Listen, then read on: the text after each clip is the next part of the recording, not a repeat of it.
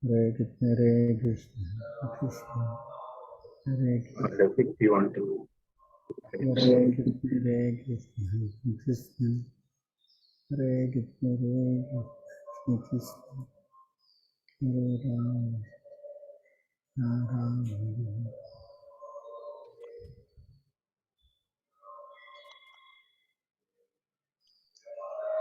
Hare Krishna Prabhu, then Pranam, Hare Jai Shri Krishna, Hare Prabhupada. Krishna, Should I Krishna. recite the prayers, Prabhu? Please. Okay. Hare Krishna, Hare Om Krishna. Namo Bhagavate Vasudevaya. Om Namo Bhagavate Vasudevaya. Om Namo Bhagavate Vasudevaya. Om Ajnanatimirandhasya Jnananjanashalakaya Chakshurunmilitam Yena Tasmai Shri Gurave Namaha. Shri Chaitanya Manobhishtam Sthapitam Yena Bhutale Swayam Kada Mahyam Dadati Padantikam Vandeham Shri Guru Shri Padakamalam Shri Gurun Vaishnavamsha Rupam Sakrajatam Sahagana Raghunathanvitam Tam Sajivam Sadvaitam Savadhutam Parijana Sahitam Krishna Chaitanya Devam Shri Radha Krishna Padan Sahagan Lalitha Shri Vishakhanvitamscha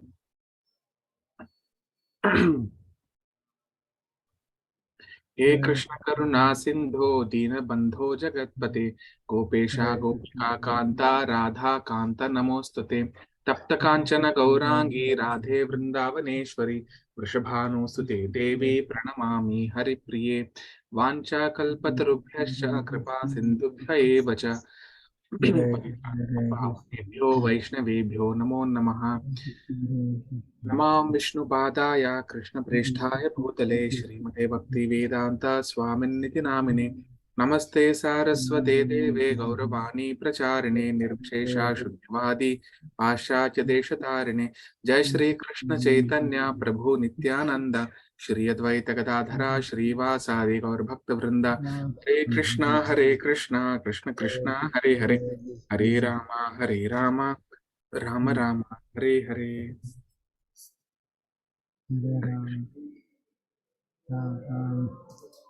Thank you very much for inviting me to your wonderful association.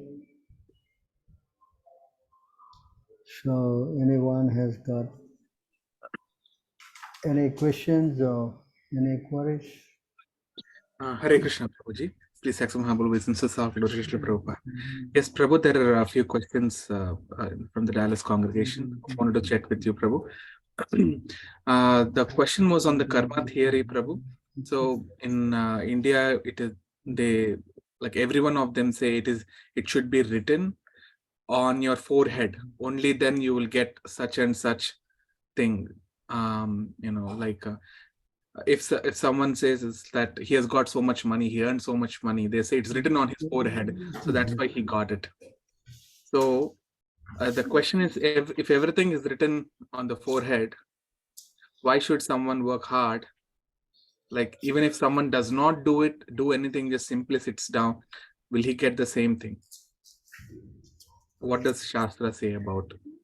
How does Krishna talk about? Is the question.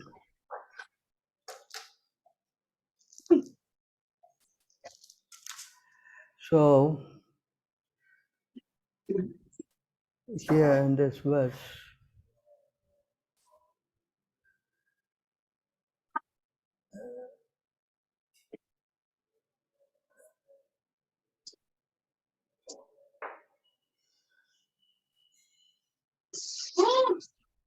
you can see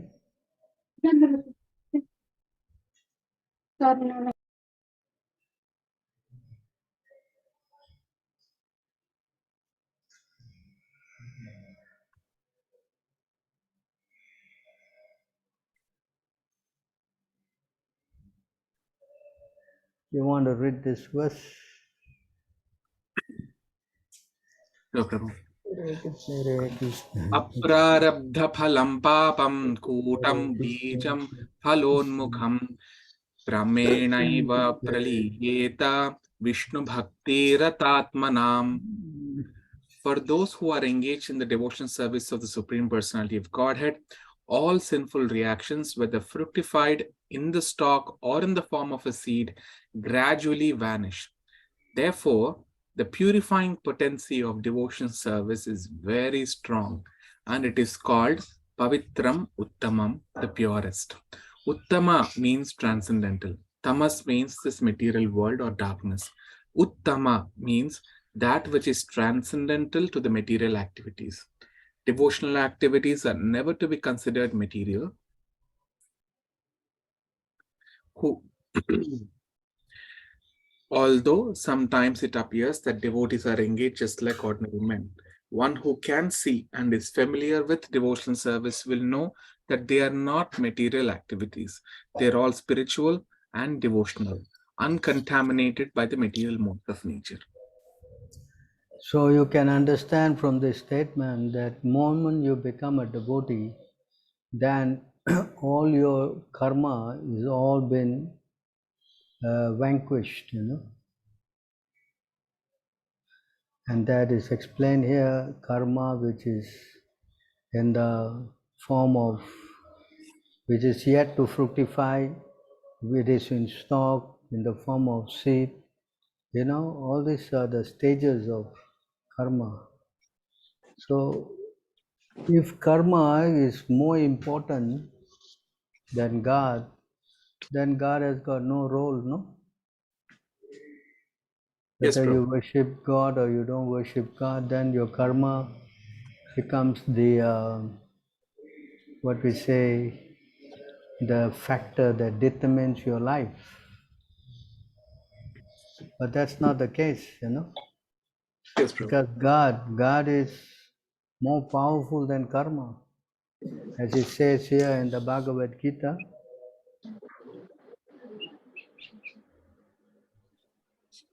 that one who takes up the worship of the Lord, immediately he is free from all karma.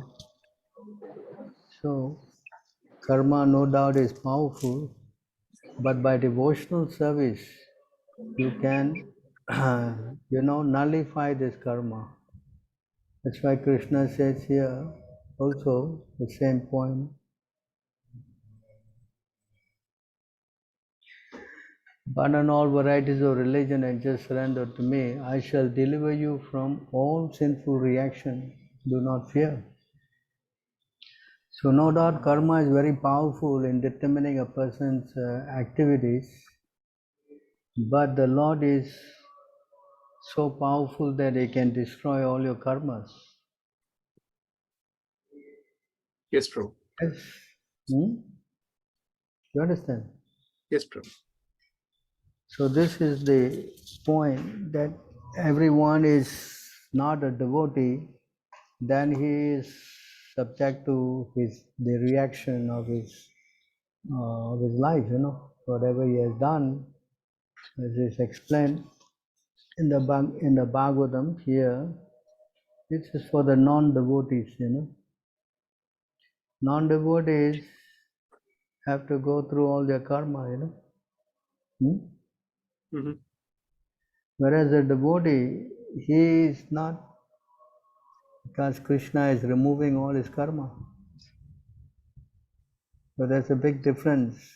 No doubt karma is very powerful, and one is, his activities are predetermined on what he has done. Yeah?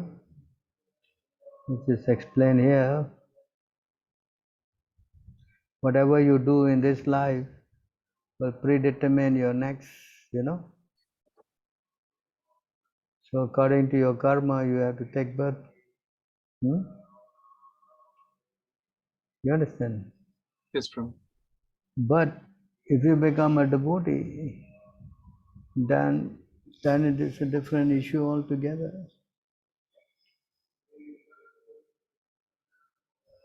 That is the underlying factor, If you become a devotee, then your life is in a different category altogether.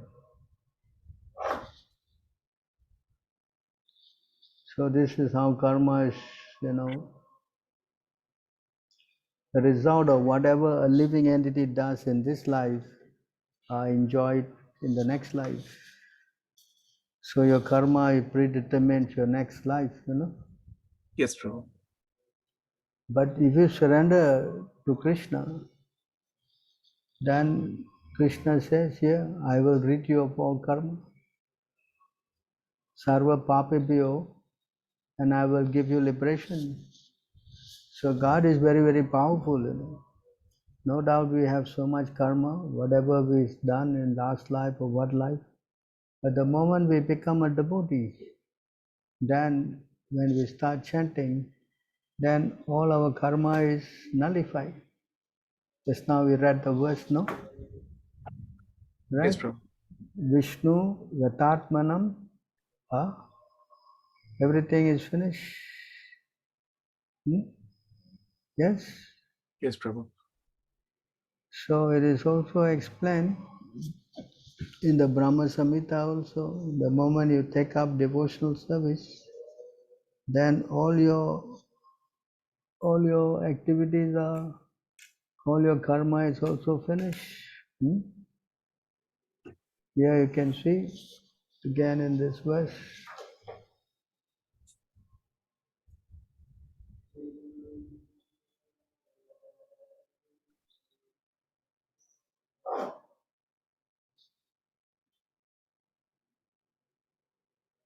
This verse here, this Brahma Samhita.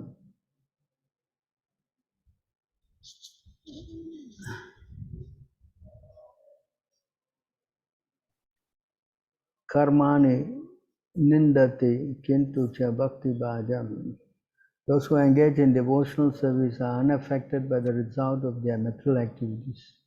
Otherwise, everyone from the smallest microbe up to the king of heaven, Indra, is subject to the laws of karma. A pure devotee being always engaged in the service of the Lord is exempt from these laws. See this point? Yes, Prabhu. So, yes, karma is powerful. Not that karma is the all in all. By going to the Lord, then your karma can be changed. Not even also, you're not going to just the Lord. If you go to also a saintly person, he can also rid you of all karma. That is the power of a saintly person. So you see how powerful devotees are also. So try to understand that if karma is all powerful, then we might as well worship karma than worshipping the Lord. Yes? Yes, Prabhu. So this is the difference, So, Prabhu, so if someone is going to, other places outside of the country and working, so it's all written, Prabhu, already that he should be in such and such place, enjoying such and such fruitive reactions already. Yeah, that may be there. He may be going to some place, he may be going here and there, but the real factor is that if he takes up devotional service, then his whole life changes, Correct, Prabhu. Yes. If he doesn't take up the devotional process, then his karma, yes, will predetermine whatever his life. Just now I showed you the verse, no? Whatever he did in last life, that will predetermine his this life. Correct? Yes, Prabhu. So even if he does not do anything, just sits like idle, the question was like that. So if a person does not do anything and just sits idle, so whatever he's destined to get, will he get it, or he still have to work hard for that? That's not possible to sit quiet, Yes, Prabhu. Everyone is forced to act helplessly according to the qualities as acquired from the modes of material nature. Therefore, no one can refrain from doing something, not even for a moment. So according to the modes he in, and according to the karma that he is supposed to get, Mm-hmm. accordingly he will be put into that situation. You can see in everybody's life, there's always ups and downs. Yes? Yes, Prabhu. How is it possible if you have always ups and downs? Yes, Prabhu. So there must be some factor that's determining your ups and downs, correct? And then sometimes suddenly you get your disease, and sometimes after your disease you die also, correct? Yes, Prabhu. So how does this work?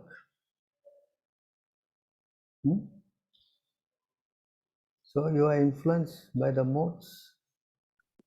You understand? Yes, Prabhu.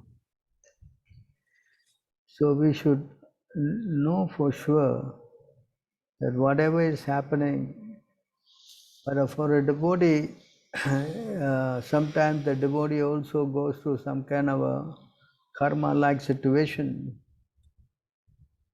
It seems like the devotee is also under the karma,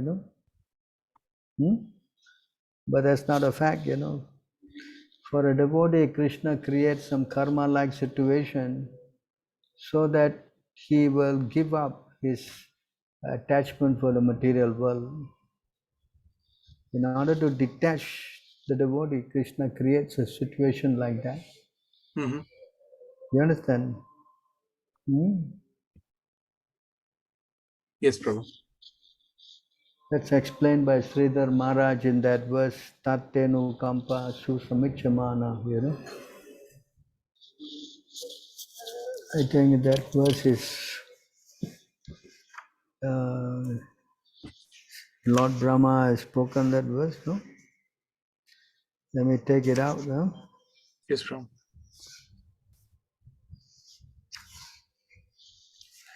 Tattenu Kampa 10:14. 10:14:8. Yes, Prabhu.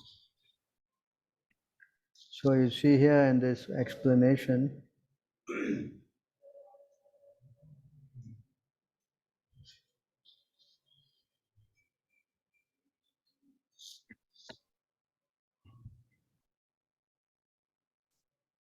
you want to read this purport? Yes, Prabhu. Srila Sridhara Swami explains in his commentary that just as the legitimate son has to simply remain alive to gain an inheritance from his father, one who simply remains alive in Krishna consciousness, following the regulative principles of Bhakti Yoga, automatically becomes eligible to receive the mercy of the personality of Godhead. In other words, he will be promoted to the kingdom of God. Oh, wonderful, Prabhu. The word su samikshamana indicates that a devotee earnestly awaits the mercy of the Supreme Lord, even while suffering the painful effects of the previous sinful activities. Lord Krishna explains in the Bhagavad Gita that a devotee who fully surrenders unto him is no longer liable to suffer the reactions of his previous karma.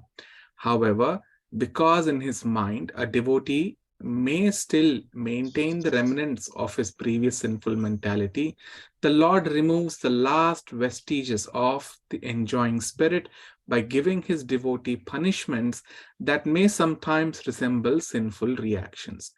The purpose of the entire creation of God is to rectify the living entity's tendency to enjoy without the Lord, and therefore the particular punishment given for a sinful activity is specifically designed to curtail the mentality that produced the activity.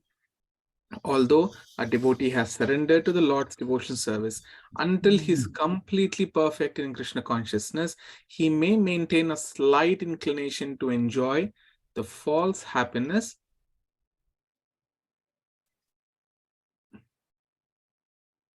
of this world. The Lord therefore creates a particular situation to eradicate this remaining enjoying spirit. The unhappiness suffered by a sincere devotee is not technically a karmic reaction. It is rather the Lord's special mercy for inducing his devotee to completely let go of the material world and home back to Godhead. A sincere devotee earnestly desires to go back to Lord's abode. Therefore, he willingly accepts the Lord's merciful punishment and continues offering respects and obeisances to the Lord with his heart, words, and body. Such a bona fide servant of the Lord, considering all hardship a small price to pay for gaining the personal association of the Lord, certainly becomes a legitimate son of God, as indicated here by the words Daya Bhak.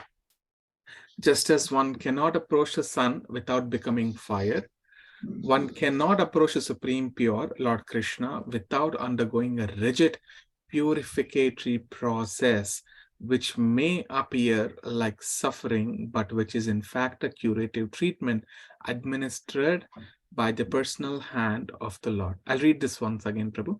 Just as one cannot approach the sun without becoming fire, one cannot approach the Supreme Pure, Lord Krishna, without undergoing a rigid purificatory process, which may appear like suffering, but which is in fact a curative treatment administered by the personal hand of the Lord. You understand this? Yes, Prabhuji. So, for a devotee, by taking shelter of the spiritual master, he also burns all the karmic reaction of the disciple. This is the process of initiation. When a person gets initiated by the spiritual master burns away all his sinful activities and also gives him transcendental knowledge. That's the process of Diksha Vidanaha. You understand? So you see, both ways, unless a person is free from all sinful reaction, it is not possible for him to go forward in his spiritual life. Yes, Prabhu. So you see, what to speak about the Lord, even his devotees are also extremely powerful. There was a call. Why can't you just alarm Vagya?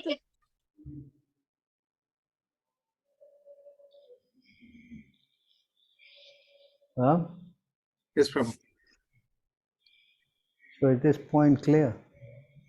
Yes, Prabhu. Yeah. For a non-devotee, yeah. But for a devotee, that's a different category altogether, no? Yes, Prabhu. Devotees, anyone have any questions on this subject before we move on to the next question? Yeah, I posed some questions. Hare Krishna, Prabhu, I posed some questions in the chat. They say that fate of or karma is written on the forehead, then why do they have to work hard to get something? Is that the question? Already answered, Prabhu. There's That's another. Yes, Prabhu. There's another question? Yeah, looks like he posted to you directly. I don't see it there. He's posted to me directly. Oh. Milan Prabhu, would you like, can you just repost to everyone here? Yeah, I mean, which Oh, yeah, I posed 3 questions, Prabhu. Which one? I posted the first one. Okay, I'm not understanding. So I posted one question. I didn't hear the answer to the first question. Okay, no, only now we are seeing your questions. Yeah, in the chat. Looks like you sent it only directly to me. I posted it to everyone. Okay, so I can rephrase my question, or we can just let it stay there. I have 3 questions: the 1, 2, and 3. Yeah, just hang on. We'll go through one by one. Okay, sounds good. So the question is that what you go when you become a devotee as a Gopi, you go to the spiritual world and you associate with Krishna. Yeah? That's your question? The question is, what is the goal of Krishna consciousness, if it is to go to Goloka Vrindavan, then the goal at that point is then to become a gopi, have that energetic body, and be locked in Madhuriya Bhav with Krishna. That is the end goal, correct? Actually, our goal is to develop love for Krishna. And if Krishna doesn't take us to Goloka Vrindavan, the devotee is still surrendered to him. You understand? As we are taught the prayer by Chaitanya Mahaprabhu, he says, I don't want wealth, I don't want followers, I don't want women. And what do I want? Birth after birth, I just want to be your servant. So that is the mood of a devotee. It doesn't mean that we worship Krishna and we must, if Krishna don't, then what can you do? So a devotee who is surrendered, he is not bothered whether he goes back or doesn't go back. But you only want to be a servant of Krishna, lifetime after lifetime. So to go back to Krishna or to become a gopi and all, that's all in Krishna's hands, Not that you must become a gopi. You can also end up as a coward boy, or you can also end up as a parent of Krishna in that mood, or you can also become, a servant. So there are 5 kinds of relationship with Krishna, and you can attain any one of them. So that thing is already there in your heart. But as you mature spiritually, then it will become manifest in that particular relationship. Just like Hanuman, he wanted to be a servant of Ram. So he wants to serve Ram in that mood. So that depends on your, relationship with Krishna, which is already there. It just need to be manifested. Yes? No, I guess I'm not understanding, Prabhu, but I'll have to think about your answer, but I appreciate your answer. Hare Krishna. So when you read more, then you understand, It's not that we must all go back to Goloka Vrindavan and become a gopi. That's not necessary. You understand? No, I don't understand, but it's okay. I appreciate the answer. Thank you. Prabhu mentioned that we don't have to become only gopi. We can also become covered boy in the Vrindavan, Golok Vrindavan, or any objects of Krishna is actually spiritual. Like, for example, Krishna's anklets, Krishna's garland, everything is spiritual in the spiritual world. We need not necessarily to go to Goloka Vrindavan also. We may be here serving Krishna life after life. It is the relationship with Krishna and us personally, and once Krishna allows us, we'll be able to go to Vrindavan, Golok Vrindavan, and there also there are so many, more than the material world, there are many more things in the spiritual world. Now, how we are engaging in the material relationships, right? Like that, there also is the relationship, which is all spiritual. So, I recommend you to read Prabhupada books, Then you will come to this. I am, Prabhuji, thank you. I am reading Prabhupada's books, and this is why I posed one of the questions. It makes a little bit of sense, but I think this is a broader topic, and I think perhaps maybe a different discussion will help to illuminate some of the answers. I understand that there are spiritual relationships, but it's still not yet clear to me, so I'll have to meditate on this, but thank you very much. Good. So the other question, if Krishna is a supreme enjoyer, then why cannot human beings enjoy simple pleasures in life so long as we do not forget Krishna and that he is the one truly enjoying?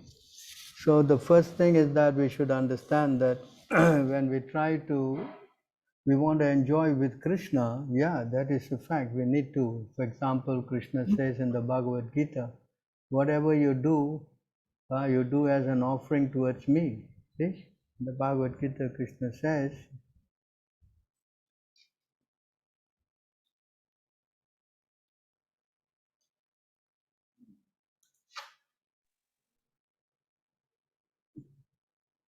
yeah, in this verse, Krishna says, this is how you have to learn how to enjoy with Krishna. Whatever you do, whatever you eat, whatever you offer, give away, and whatever austerities you perform, do that, O son of Kunti, as an offering to me.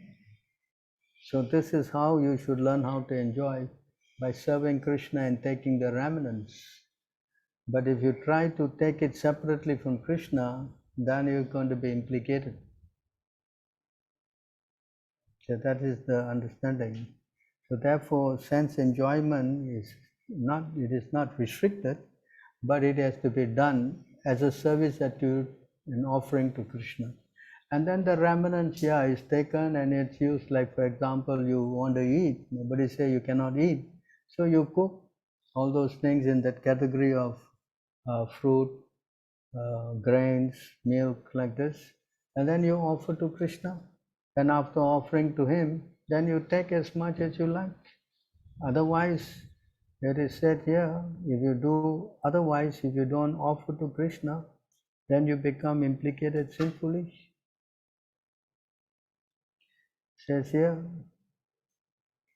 devotees of the Lord are released from all kinds of sin because they eat food which is offered first for sacrifice.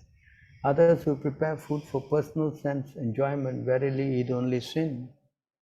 So this is the thing. And yeah, work, if you work for Krishna, then you got no problem. But when you try to work separately from Krishna, then you get implicated. Work done as sacrifice of Vishnu has to be performed, otherwise work causes bondage in the material world. Therefore, son of Kunti, perform your prescribed duties for his satisfaction, and in that way you will remain free from bondage. So how to do all these activities to serve Krishna and take the result, and for your personal enjoyment, that has to be guided by a spiritual master. So unless you have a spiritual master who can guide you and explain to you how this works, you may become misled, because trying to just do some activities without sanction, then it becomes, it says here, you get bonded, and that way you are implicated. So it goes like that for all our activities. So therefore we need a spiritual master to help us, to teach us how to do, how to perform activities that does not implicate us. For example, there's three kinds of action, There is one action is called karma. That means activities you do, you get implication. Then there's another action called vikarma, sinful activities that is not supposed to be done. And then there's akarma, activities done in Krishna consciousness, but you don't get any reaction. So that is how we should learn how to do our activities, where we act in such a way for Krishna's satisfaction, and then we don't get any sinful reaction. So to understand this, we have to have a guru. Yes? So, what is the third question? If the Leelas are Krishna's life, well known to Krishna before he had taken birth, why is it that Kamsa did not separate Devaki and Vasudeva, the babies could not be born? Kamsa was assuming the babies are born after the normal gestation period, then why not even prevent the chance of sex between Vasudeva and Devaki? Kamsa did not know that Krishna would not be born in that way. I'm not trying to point out any inconsistency, but rather attempting to understand that if Kamsa was so smart in complicating things like diplomacy and consolidating political and military power, how could he have overlooked the simple detail of separating Vasudeva and Devaki? So you have to understand that all these activities that Krishna is performing These are his pastimes. So Krishna is God, so he wanted to do this pastime. So he bewildered Kamsa in such a way that he has to act according to Krishna's desire. So Kamsa, he did not separate them because there was a curse that the children of Devaki who are going to take birth, the 6 of them, were in previous life they were cursed by their, I think, father, to be killed by the father. So to nullify that curse, therefore they had to take birth the children of Devaki and be killed by Kamsa. And not only that, Kamsa also was planning in such a way that if the child takes birth, I will kill the child, then I am free from death. See, that was Kamsa's kind of reasoning. So if I can kill the baby when he takes birth, then I am safe. But he did not know that the child is Krishna. So this is how the pastimes of the Lord works. You know, it is not that the Lord is going to, give him the intelligence. So just like the story of Ram, if Ram did not bring Sita to the forest, then Ravana would not have this problem. So these are all pastimes of the Lord. So the Lord comes to enact his pastimes for the pleasure of his pleasure, so that we devotees, can understand and relish them, to see how glorious the Lord is. This gives a lot of transcendental pleasure to the devotees. Of course, no doubt, as you say, if you just separate them, there will be no more problem. But he can't do that because the Lord is the controller. How things work, that is the power of the Lord. But we are in a different category. We are conditioned souls. We are forced to act according to the modes of material nature, whereas God is not like that. God comes down to enact his pastime. If we are going through a conditioned life, so like that, Kamsa, although he seems, reasoning wise, you can say, why didn't he just not separate them? But he is helpless too, because he is also forced by Yoga Maya, the energy of God, to act. See? So these are the two energies of God that is forcing the action on the living entity. Just like Brahma is also, gets bewildered, and that happens to him every day of his life, so that Krishna can act his pastimes of stealing becoming the cows and the Gopi, the cowherd boys, so that the parents can actually have relationship with Krishna. So these pastimes are all controlled by Krishna through his energy called Yogamaya. Whereas the conditioned souls who are taking birth, we are conditioned by the modes. We are, as I have showed you just now the verse, we are helpless. We cannot try to, change the cause of our event because the modes of nature are very overwhelming. Prabhu, that's clear. Prabhu, that's very clear. I understand that.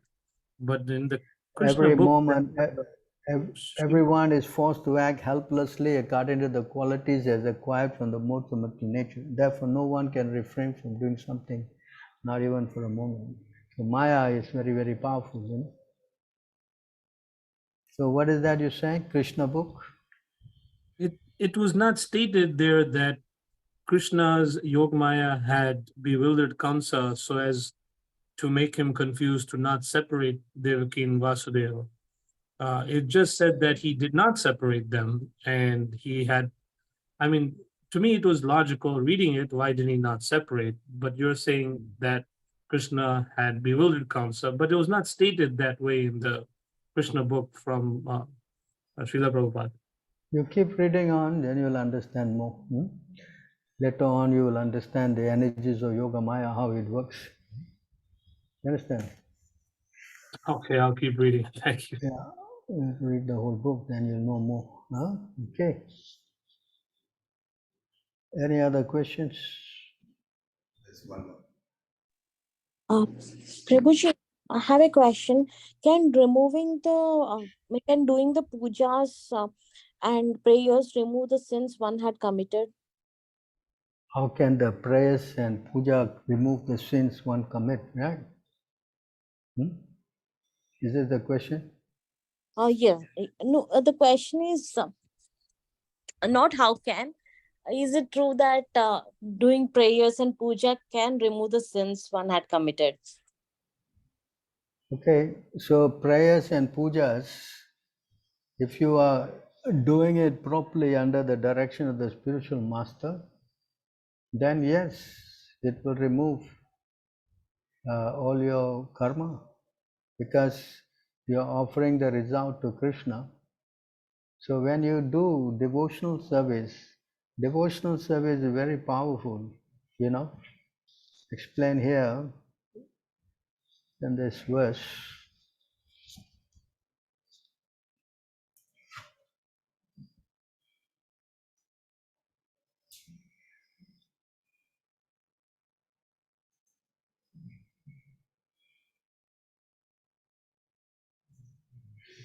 Devotional service is klesha agni even for beginners. This means that it reduces or nullifies all kinds of suffering. The word subhada indicates that devotional service bestows all good fortune. And the word Krishna akarshani indicates that devotional service gradually attracts Krishna towards the devotee. Consequently, a devotee is not subject to any sinful reaction. So this is the process. When you perform this devotional service, then yes, it nullifies all your sinful activities. The process is very, very powerful. You understand? That's why it's recommended that you surrender to the Lord. Because by going to the Lord, as Krishna also said, surrender to me. And all your, I will rid you of all your karma. So by surrendering to Krishna means by doing devotional service under the guidance of the spiritual master. Okay, Prabhuji, thank you. Says here, my dear Uddhava, devotional service in relation with me is like a blazing fire that can burn to ashes all the fuel of sinful activities supplied to it. Huh? You can see how powerful it is. Huh? So this process is very, very powerful. And how devotional service vanquished the reaction of sinful life is explained in the Srimad Bhagavatam, in a verse spoken during Kapila Dev's instruction to his mother Devahuti. My dear Lord, even if a person born in a family of doctors hears and repeats the chanting of your glories, offers respect to you and remembers you, is immediately greater than a Brahmana and therefore eligible to perform sacrifice. Therefore, what to say if one who has seen you directly? So this process of doing chanting is so powerful. It rids you of all sinful activities.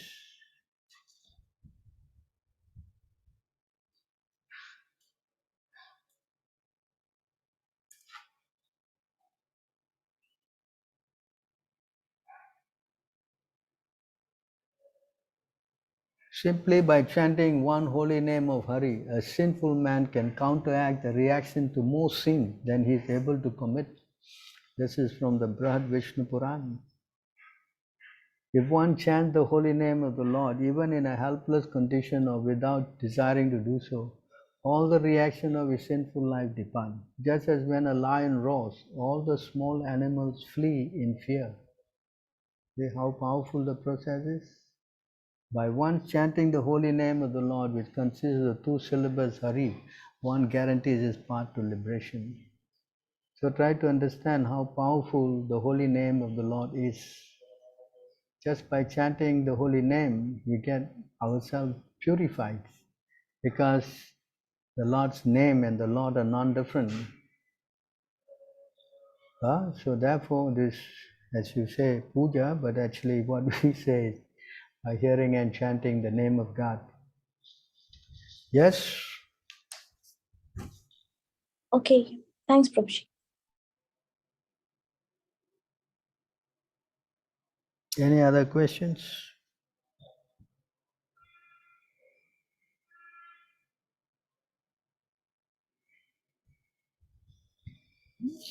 Therefore, it is explained that one should learn how to chant the name of Krishna. Such a powerful process.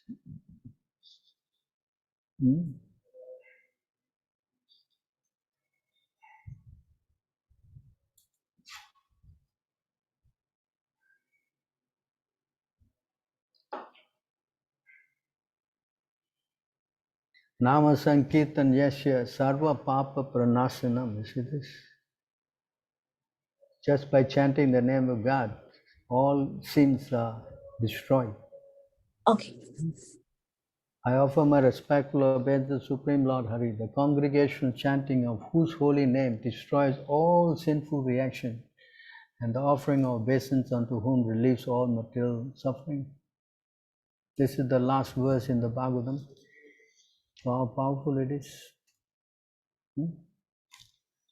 So that's why only God can help us, to remove all our suffering. But if you don't do this, then how are you going to remove all this suffering that is in store from so much of karma that you have done in so many lifetimes? Right? Yes? Yeah.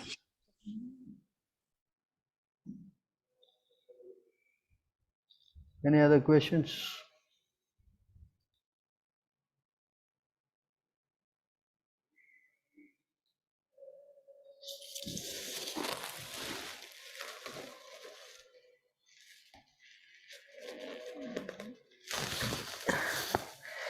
Not only just chanting, if you just go and serve even a pure devotee of the Lord, you also get free from all sinful activities. A pure devotee of Krishna can also remove a lot of sinful activities,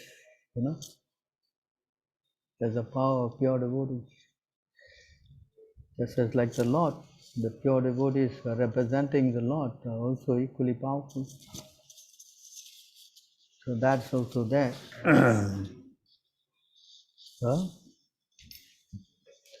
So it's highly recommended that one surrenders to a bona fide spiritual master. And this way he becomes purified.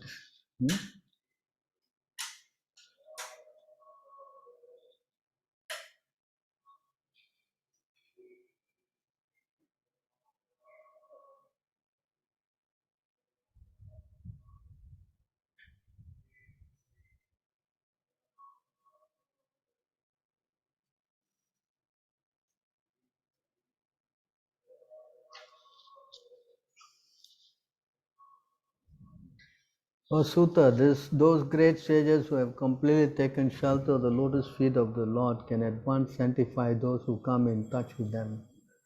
Whereas the waters of the Ganges can sanctify only after prolonged use. So by going to take bath in the Ganga, you will get purified. Ganga also removes all your sin.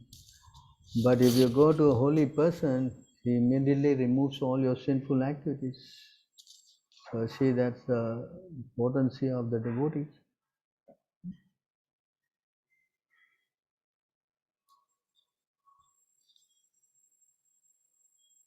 Simply by remembering you, our houses become sanctified, instantly sanctified. No? See?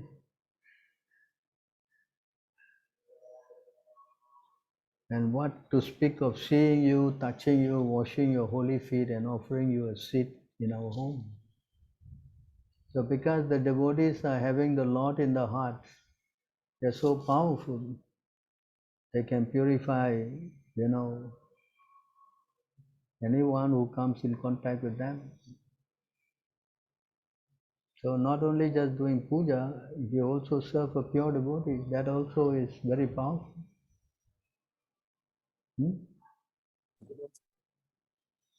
You understand?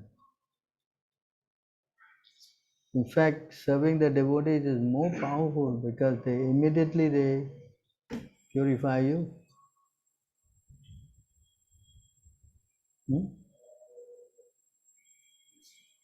Yes?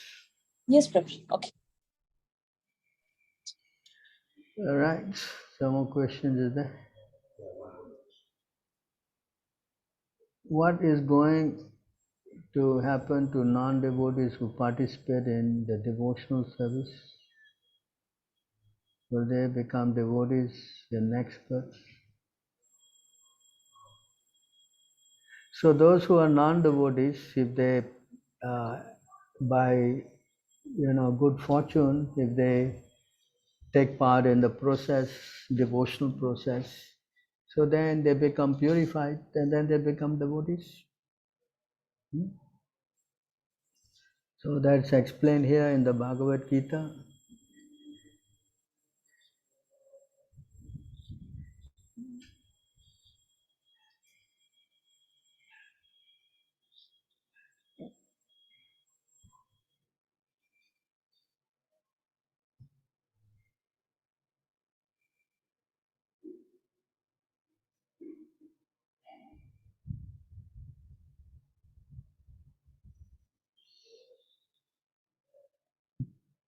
So here, in this verse, O best among the Bharatas, 4 kinds of pious men begin to render devotional service unto me: the distressed, the desire of wealth, the inquisitive, and he who is searching for knowledge of the Absolute. So any one of this kind of category of pious people who go to Krishna and do some devotional service, then they also get purified and they get also benefit, Of this, the one who is in full knowledge and who is always engaged in pure devotional service is the best. For I am very dear to him and he is very dear to me. So there are 4 of them. Someone goes, all of them are actually considered as pious, because they are going to Krishna. The moment they go to Krishna, then their devotional service is beginning. It's a very potent process. So that's why it's highly recommended that one take shelter of Krishna, And see here in this verse,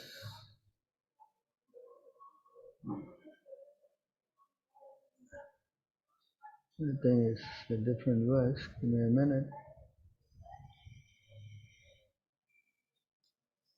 So here, the real problem of life is repetition of birth and death, which is like a wheel rolling repeatedly up and down. This wheel completely stops when one is in touch with the Supreme Personality of Godhead. So if a person is somehow or other comes in touch with the Lord, then this cycle of his repeated birth and death immediately stops. In other words, by the transcendental bliss realized from constant engagement in devotional service, one is completely liberated from material existence. All learned men know this. Therefore, my dear friends, the son of the Absolute, immediately begin meditating upon and worshipping the Super Soul within everyone's heart. So you see how potent the process is. So devotional service is so powerful. Even a person who is non-devotee is some or other pious, then it takes immediate effect. Just like if you knowingly or unknowingly take a little poison, then the poison will kill the person. Although poison is a material thing, it has got so much of potency. So can you imagine the power of God? If you come in contact with him, then he is so powerful. It's also explained here in another place that he is apapa with thee.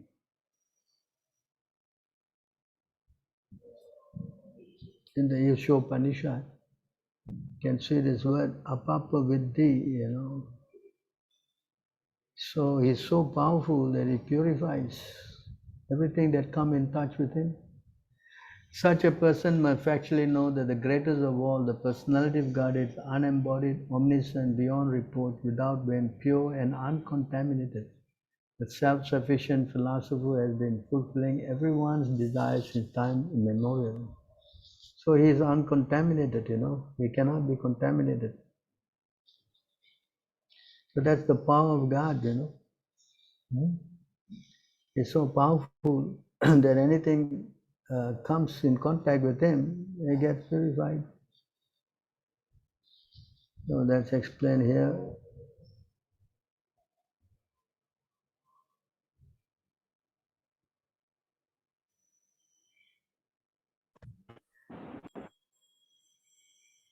Yeah.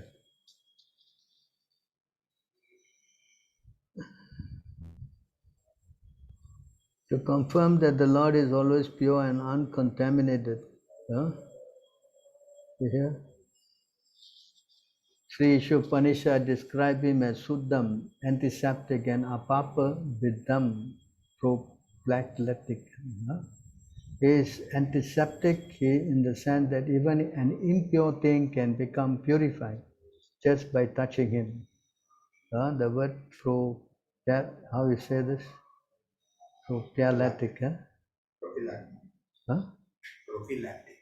Prophylactic refers to the power of his association. So you see how powerful the Lord is. As mentioned in the Bhagavad Gita 9:30-31, in the beginning, a devotee may appear to be Durachara, not well behaved, but he should be accepted as pure because he is on the right path. This is due to the prophylactic nature of the Lord's association. The Lord is apapa with them because sins cannot touch him. Even if he acts in a way that appears to be sinful, such actions are all good.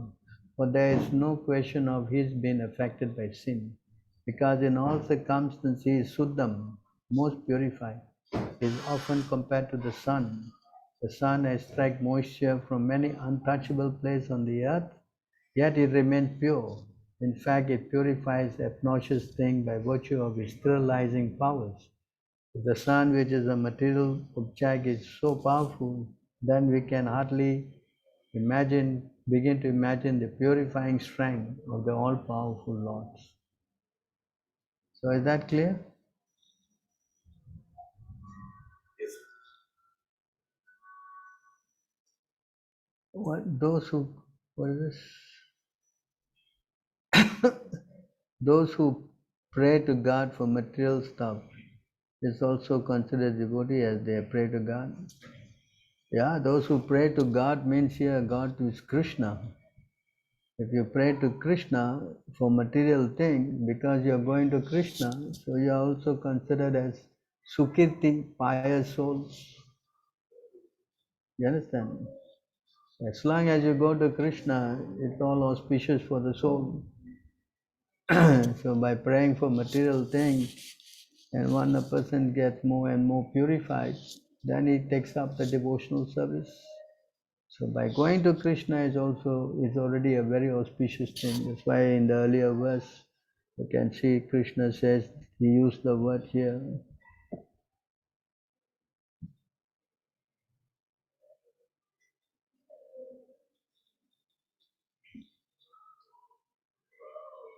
You see here the word, he using the word, they are pious, Sukirti. So anyone who goes to him and worship even for material things, they are pious. Sukirti means they are pious, Is that? So they are great souls if they just go to Krishna. So it's very important to somehow or other go to Krishna, even you have desire. It says here,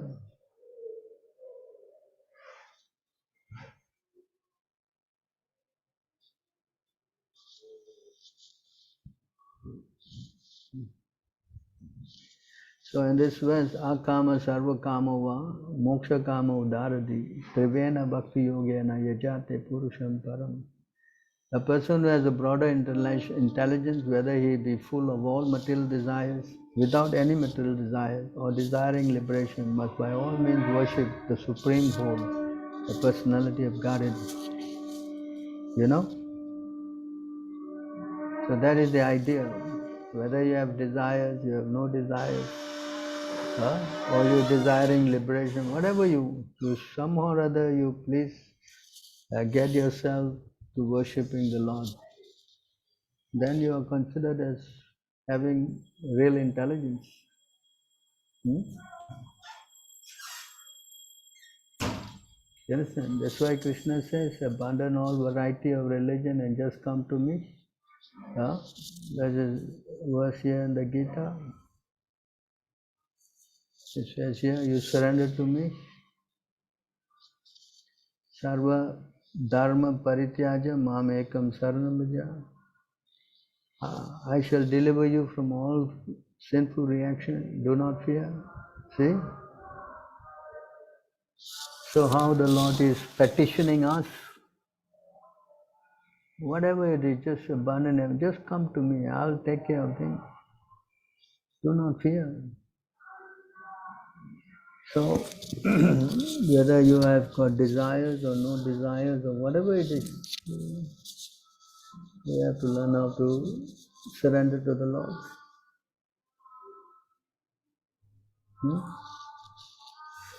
Yes. In fact, it says anyone who surrenders to him is considered as a very great and rare soul.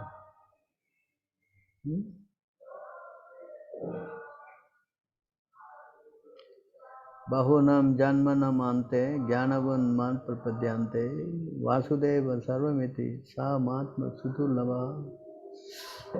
After many birth and death, he who is actually in knowledge surrenders unto me, knowing me as the cause of all cause.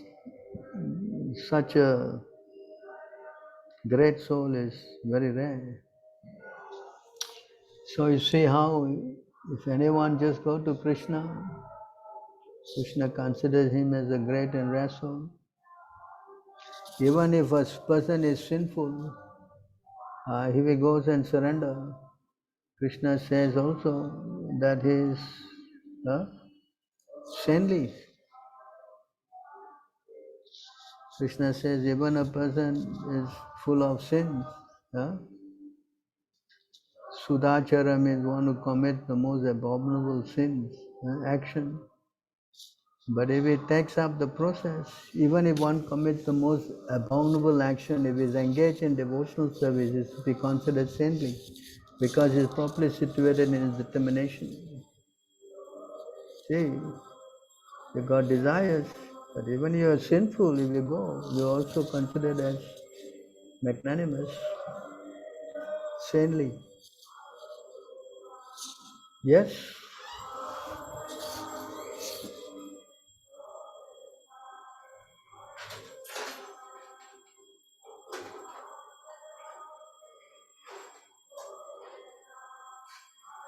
Any other questions?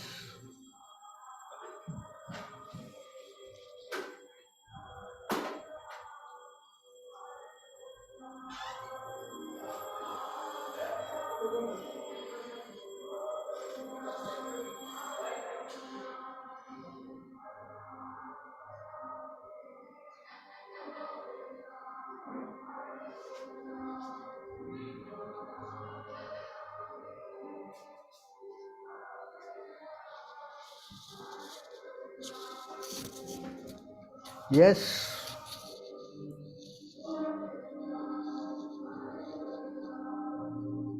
Hare Krishna, any other questions from anybody? Hare Krishna, Prabhu. One question from my side, Krishna. Prabhu, is it like if instead of praying Krishna, if we pray any of the Vishnu avatar, is it equal or is it different, Prabhu?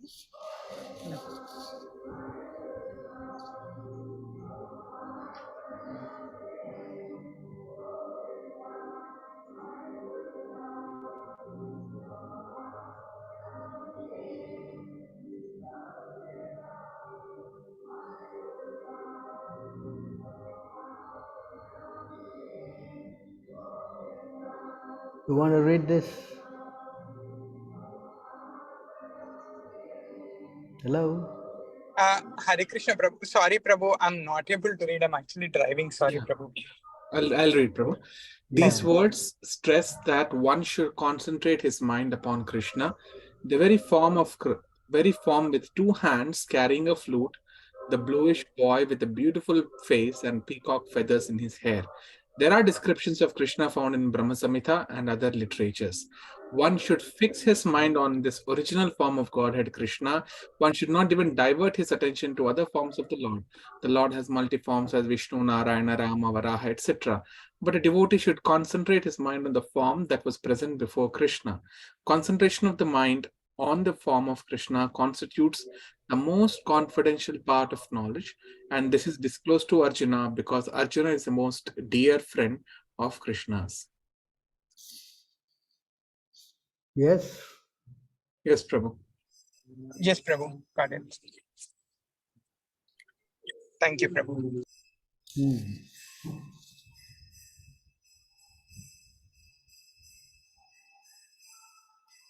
Can a person pray to any Vishnu? Okay, that's a question. So this is recommended that you worship only Krishna because Krishna is the Supreme Personality of Godhead. You understand? Yes, And that was disclosed to Arjuna, correct? He showed his four-handed form, and then at last he showed his two-handed form, no? Yes, the topmost form is his two-handed form. Huh? Yes. Do you understand? Then that form is most pleasing to everybody, the form of Krishna. Very, very attractive.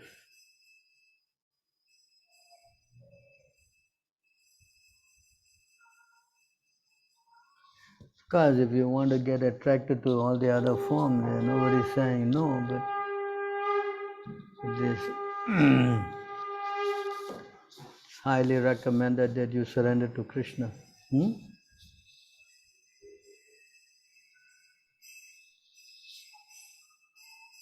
Yes. Any other questions? One more? Can a person? What? No question there.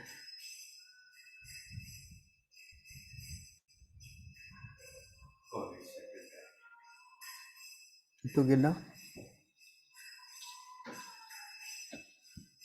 No question there. Oh, Prabhu, was Krishna actually blue in real life or just very dark skin? So Krishna is, is Sham Sundara. Sham Sundara means it's like a dark blue cloud,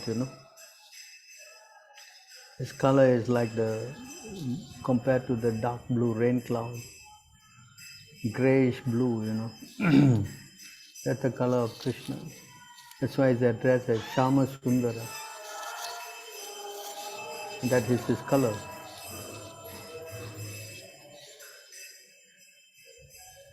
His name also implies that Sham Sundara.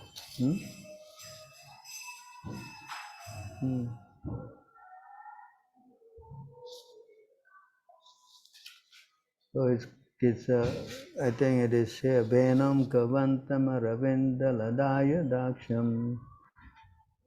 Here in this verse, I think it is 5. What is it? 5.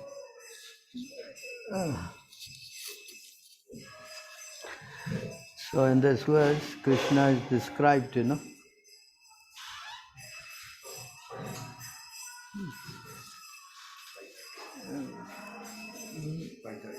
5.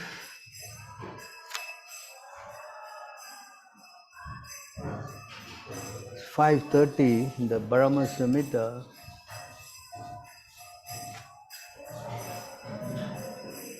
a description of Krishna.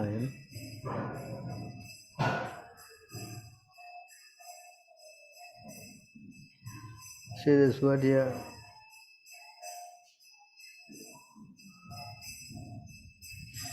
Tint with the hue of blue clouds, you see? Asita Ambuda, that is description of Krishna. I worship Govinda, the primeval Lord who is dapped in, playing on his flute with blooming eyes like lotus petal, with head bedecked with peacock feather, with the figure of beauty tinged with the hue, you see, figure of beauty tinged with the hue of blue clouds. And his unique loveliness charming millions of cupids. See that the color is given, what he is wearing, a peacock feather, and he has got eyes like lotus petals. So, description of God. Yes? So Prabhuji, he is not exactly blue, but he has the some tinge of blue, correct? Tints with the hue of blue clouds. So it is not that it's just some blue, his color is more or less, he has a blue kind of a complexion, dark blue. So he's brown, but with the blue hue with the dark brown. Yeah, it's more like a dark blue cloud, rain cloud, you know. Grayish blue, you know. But That's there's its no color. human with a blue skin, Prabhuji. So he's more maybe very dark black, brown with the blue, because it says the hue of blue clouds. He's not completely blue. Sometimes it's described as like this blue clouds, and sometimes it's described as, it's like the dark blue cloud, that rain cloud, you know. So many descriptions, but more or less it's a little dark and bluish in complexion. You understand? That's why sometimes it's called Sham Sundara. Shama means like, grayish blue, dark rain cloud. So the rain cloud is, dark blue or grayish blue, whatever, something like that. Yes? I'll have to read more about it, Prabhuji. Thank you.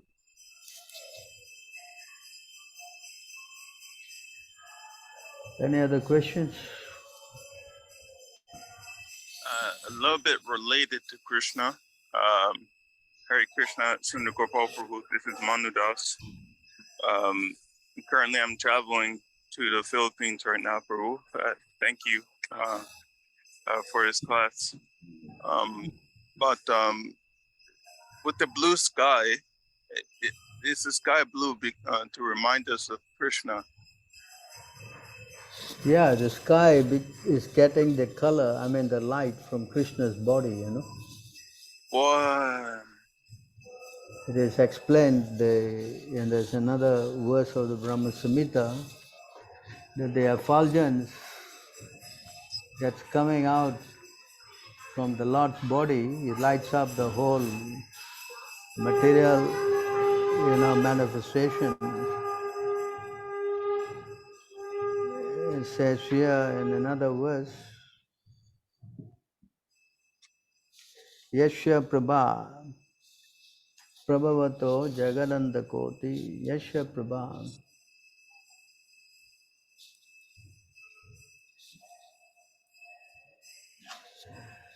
So here in this verse,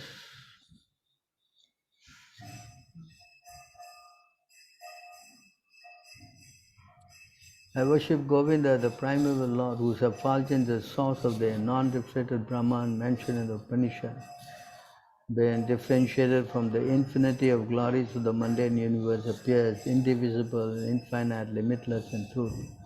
So this effulgence from his body is lighting up all the universes, no? You understand? Yes, here.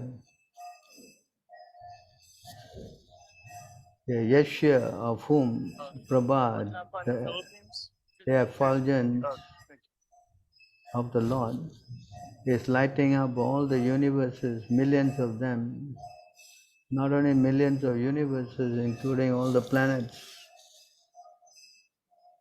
So that is the effulgence of the Lord's body. So the sky, which is, in blue in color, because of the effulgence of the Lord, which is bluish. Wow. Yes? Yes, Prabhu. Thank you, Prabhu. Prabhu, that's why it is mentioned that there is no electricity or light which is required in Goloka, right, Prabhu? 11.5. 27. So here in this verse,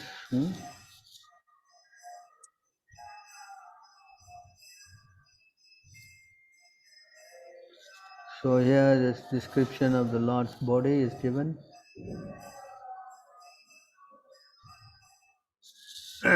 So what you say just now, what was your question? Hare Krishna, Prabhu. Yeah. No, you were mentioning earlier, right, Prabhu, the brightness, the tejas. So the effulgence of the Lord. That's why it is mentioned that in Goloka, electricity is not required. So Yeah. yeah. Yes, because they don't need just like in the sun planet, you don't require any other light, no? The sun is effulgent. Yes. So in the spiritual world, all the planets are all self-effulgent. Okay? That's why in the Bhagavad Gita it is mentioned here.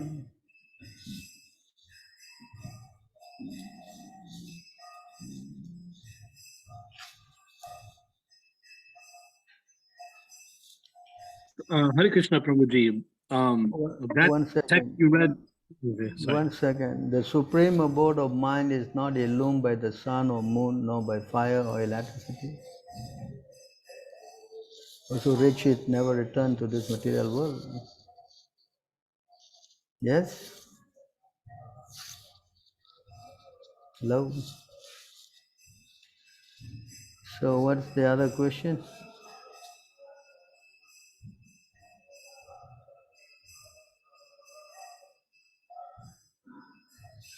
So My Prabhuji, son, yeah, sorry. tell me. The last text you wrote, the slok, that was describing the transcendental body. I just want to point out the differentiation. There's the Krishna's transcendental body, but then there's also his material body No, when Krishna he doesn't have a incarnated. material. Krishna doesn't have any material body. So when he was Krishna's here on body. Earth 5,000 years ago, when he was here on Earth, he appeared Yeah. he appeared as a transcendental body, or Yes, just like us, Krishna's body is always transcendental. even though Krishna's he looks body, like us.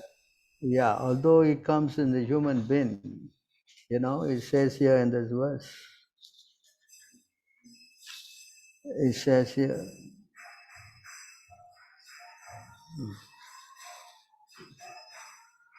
fools deride me when I descend in the human form. They do not know my transcendental nature as the Supreme Lord of all that be. So the Lord's body is not material. That's also explained here.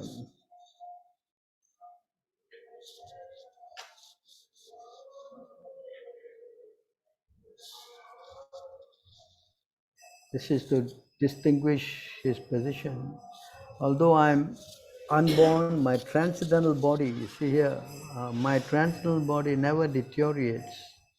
And although I am the Lord of all living beings, by my internal energy I still appear in every millennium in my original transcendental form.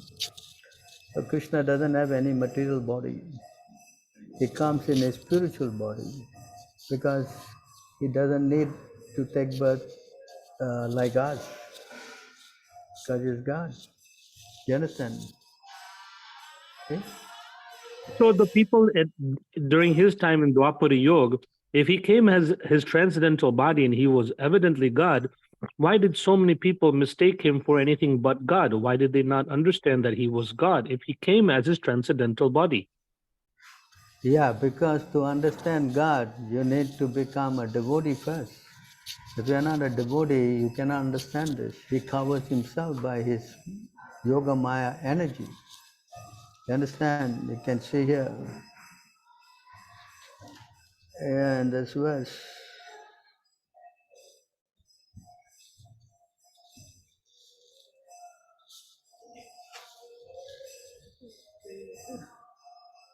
I am never manifest to the foolish and unintelligent. For them I am covered by my internal potency.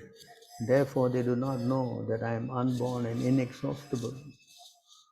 So Krishna, to know him, you have to become a devotee. If you're not a devotee of Krishna, then it's not possible to understand him as God. You understand? Right. But indirectly, it is a result of Krishna's potency, his Maya, which forces us to be conditioned to not recognize him. Am I correct? That one? Yes, yes. So he has got Maya. The Maya covers our consciousness so that we cannot understand this. So if you become a devotee of Krishna, then you can see him clearly. That's also explained.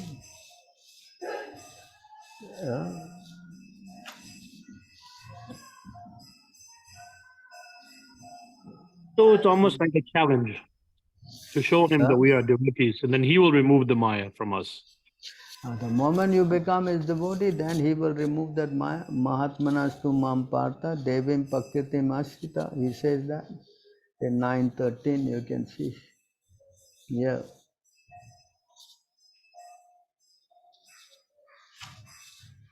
So if you become his devotee and become a Mahatma, great soul, Osana Prita, those who are not deluded, the great souls are under the protection of my divine energy.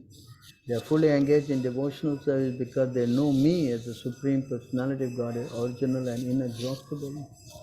So one hand they are covered by Maya, those who are not devotees, but those who are devotees, they can see the Lord as He is. So unless you become a devotee, you cannot understand the glories of the Lord. So it's also explained here.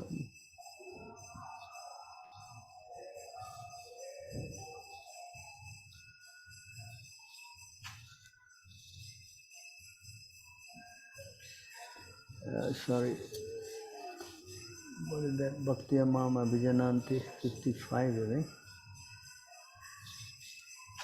Yeah. But Prabhuji, many devotees of the Lord who have been devotees for many years have not seen or felt the Lord's presence or seen him. And they have been in Krishna consciousness for 10, 20, 30, 40 years. What do we say to that? One can understand me as I am, as a Supreme Personality of Godhead, only by devotional service. And when one is in full consciousness of me by such devotion, he can enter into the kingdom of God.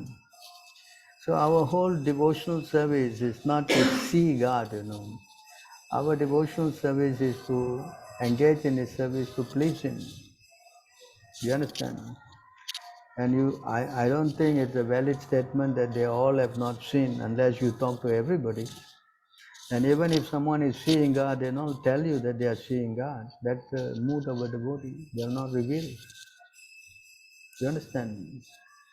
A Not devotee. all, many, not all, many. So you have to understand, it's not a statement that anyone who sees God will make anyway.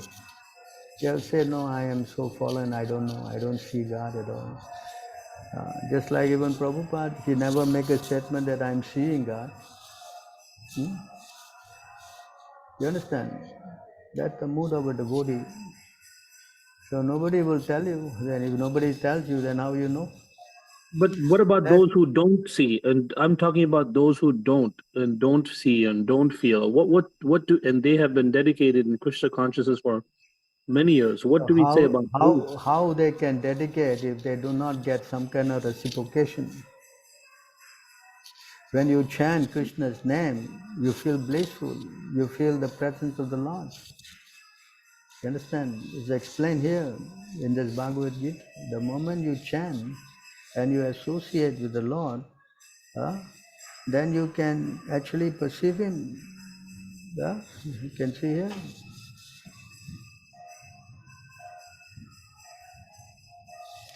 In this verse, Raja Vidya Raja Kuhyam Pavitram Idamuttamam Pratyachagaham. You see this word here.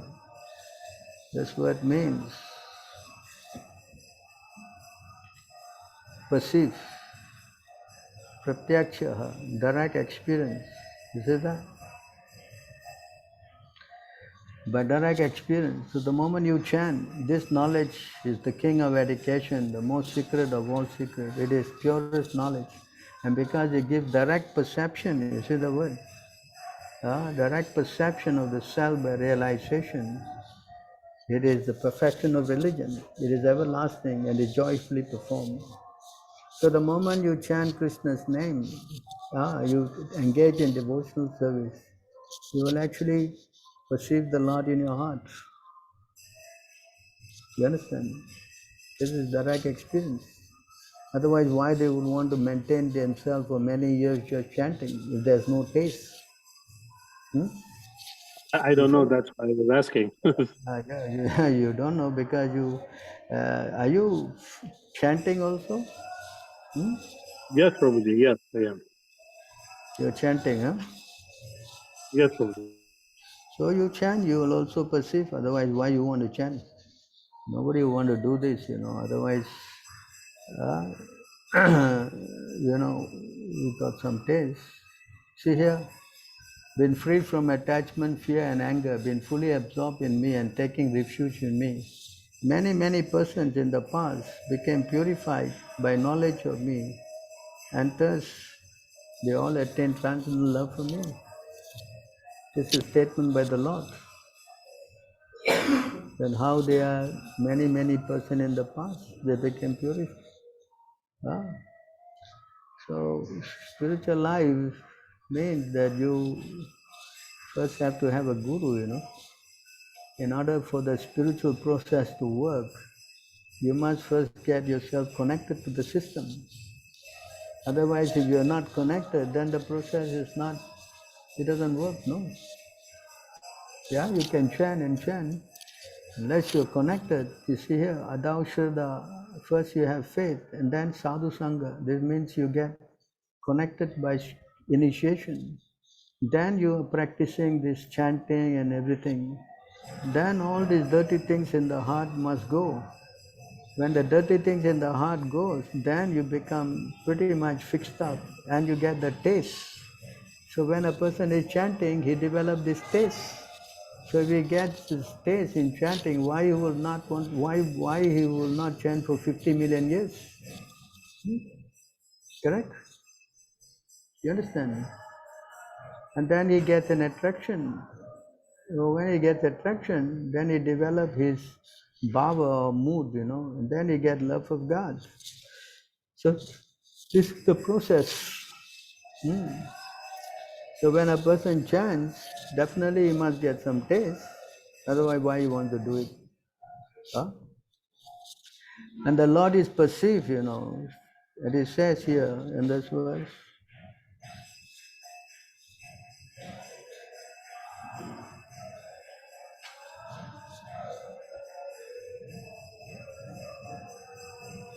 The Lord can be perceived in a subtle form within the heart by one's own mind. You understand? How to perceive this? As you keep chanting, yes, you will understand more and more. You can feel. That's why it says, Pratyaksha, directly perceive. So this is how devotees maintain their spiritual life. Yes? Hello? So I understand God is in the sound. God is in the vibration. He is in the chanting. So when we chant him, we are connecting to him because he is also sound. He is the word. I got it. Yes. So, any other questions?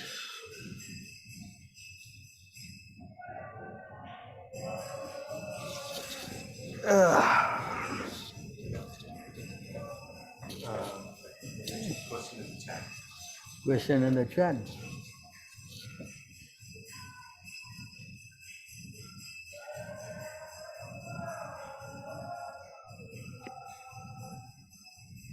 Oh, my Hare son Krishna. has a question. Why does Krishna make us suffer in material world Instead of making us all Krishna conscious, send us back to Godhead with him.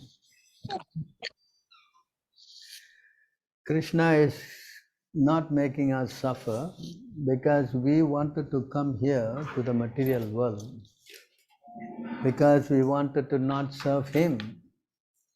So because we have come to this material world, so this material world is a place of misery. So unless we understand this place is not good for us, how we will want to go back to his original place? Yes? Understand? Yes, Prabhuji. Yes, very good. So the whole idea is to return back to the spiritual world. That we realize that this is not our place. If there's no suffering here, then we will not want to go back. Yes? Yes, Prabhuji. Very good. What are the questions? Just now someone had something. Hello? Hare Krishna, Prabhuji, Dandavat Yes. Pranam, Jai Srila Yes. Prabhupada. This is Vrindarani Mataji. I have a question. So basically, people who died, like our ancestors, like great grandfathers and fathers and things like that, we actually do pindadana, right? Like on the Tithi, we will do pindadana. So basically, being a Krishna conscious person, chanting 16 rounds and following all the regulative principles and being initiated, having a second initiation, can we, do we have to still follow that? That is one question. If we follow, there is a saying like people, they do reborn. So for instance, if my grandfather was born again, where this pindadana that I'm offering goes to whom will it go to? O king, one who has given up all material duties and taken full shelter of the lotus feet of Mukunda, who offers shelter to all, is not indebted to the demigods, great sages, ordinary living beings, relatives, friends, mankind, or even one's forefathers who have passed away. Since all such classes of living entities are part and parcel of the Supreme Lord, one who has surrendered to the Lord's service has no need to serve such a person separately. Is that clear? Yes, Prabhuji, that answers my question. Thank you so much. Yeah. So those who have passed away, even if they are trapped in any kind of body, if you are a devotee, because you are chanting, Krishna said to Prahlad, all your forefathers are delivered, 21 generations. Yes, because you are Yes, a correct. devotee. So if you are not a devotee, even if you are not a devotee, when you do all this pinda, you offer the offering to your forefathers, so there's a certain class of demigods who come and take that offering from you and will go and deliver to that particular soul, wherever he is trapped in whichever body. So they are also another system.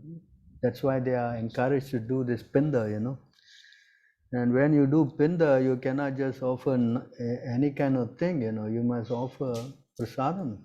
That is the highly recommended, But people don't know. They are offering all kind of stuffs, Yes. Yes, correct. So many things, He says here,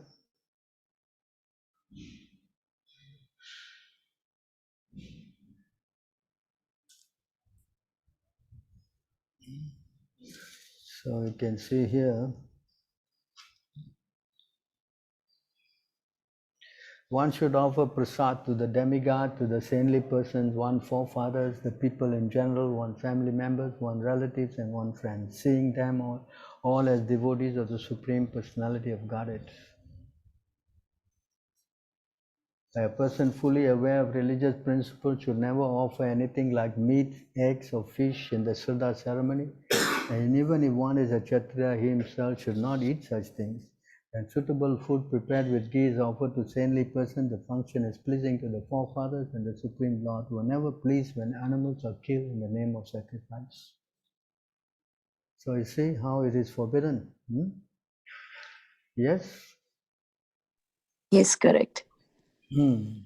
Thank you. Anything else?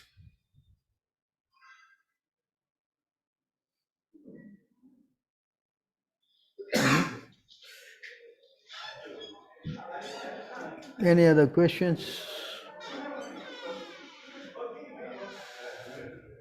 I do have one question for Prabhu. During the initiation, the second initiation, he got saffron and everything. Like, You got what? what's the saffron? You got He's going saffron. going saffron? Yes, he's like wearing saffron on this second initiation. So, like, what's the qualification of a devotee for taking saffron? Well, it says that when he becomes a brahmachari, fully surrendered to serving the Lord, then usually in our temple they are encouraged to wear the saffron robes. No? Yes, sir.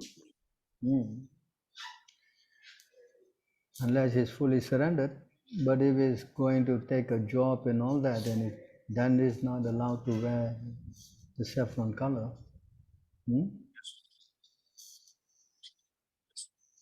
So if you are going to dedicate your life completely, then yes, you should wear saffron. Yes, bro. Dedicate.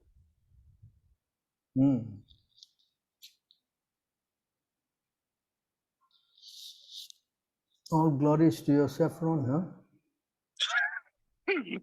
No, bro. I'll go to you. I just wanted to know. So that's the goal. At least, I want to be like fully committed. So when you are reaching the Philippines? Right now I'm in line, right?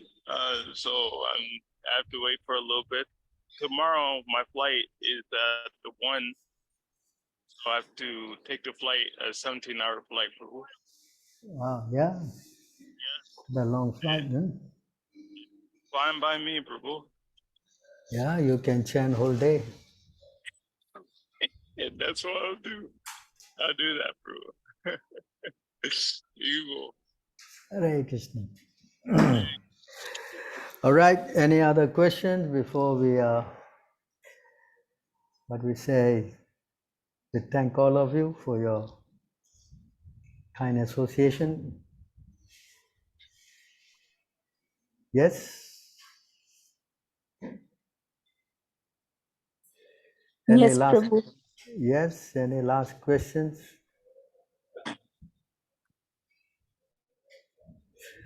All right, so I guess I have to thank all of you for your time with us. I hope we have, Much Prabhuji for your association and your time. We are very lucky to have your association. I hope I have somehow or other be able to give you the right answers.